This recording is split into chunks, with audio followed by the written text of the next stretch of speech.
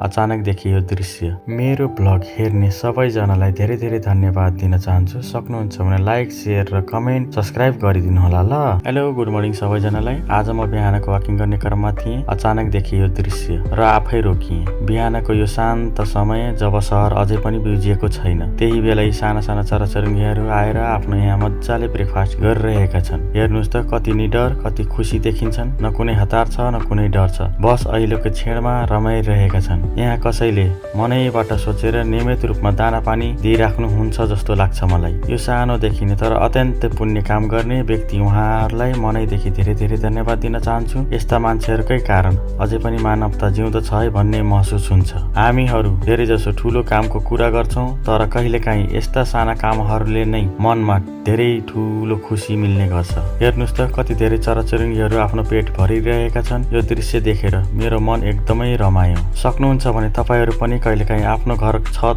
झ्याल वा बाल्कुनीमा धेरै थोरै दाना पानी राखिदिने गर्नुहोस् है त। कसैको पेट भरिनु भनेको सबैभन्दा ठुलो दान हो। आजको लागि यति नै। यो सुन्दर दृश्यले मेरो दिन एकदमै राम्रो बनाइदियो। तपाईहरुले यो भ्लग कस्तो लाग्यो